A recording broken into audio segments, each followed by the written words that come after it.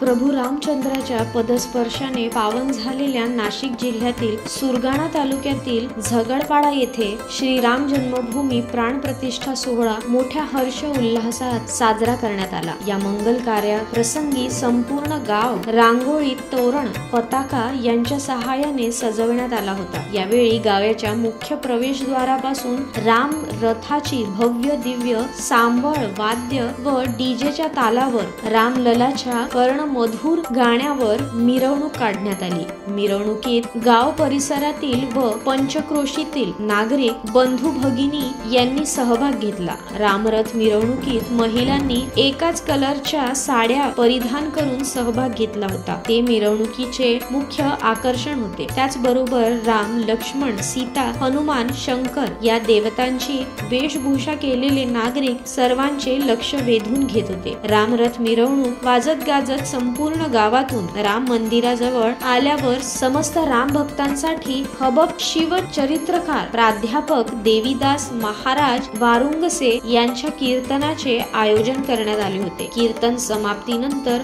मोठ्या LED स्क्रीनवर अयोध्या येथे पंतप्रधानांच्या हस्ते पार पडलेला नेत्रदीपक प्राणप्रतिष्ठा सोहळा पाहण्याचे भाग्य समस्त भक्तगणांना प्राप्त झाले। या सोहळ्यानंतर पुजारी मनोहर घांगळे व भारती घांगळे यांच्या हस्ते तसेच मान्यवर तथा सर्व नागरिकांच्या उपस्थितीत प्रभू रामचंद्र यांचा आरती सोहळा पार पडला व नंतर सर्व भाविक भक्तांना महाप्रसाद वाटप करून कार्यक्रमाची सांगता करण्यात आली। या उत्सव सोहळ्यासाठी नारायण गावित, सोनाली राजे पवार, अनिल वाघ तथा मोठ्या संख्येने नागरिक बंधू भगिनी यांची उपस्थिती होती। उत्सव सोहळा यशस्वीरित्या पार पडण्यासाठी राजेंद्र निकुळे तथा मित्र परिवार व समस्त परिसरातील नागरिकांचे मोलाचे योगदान लाभले।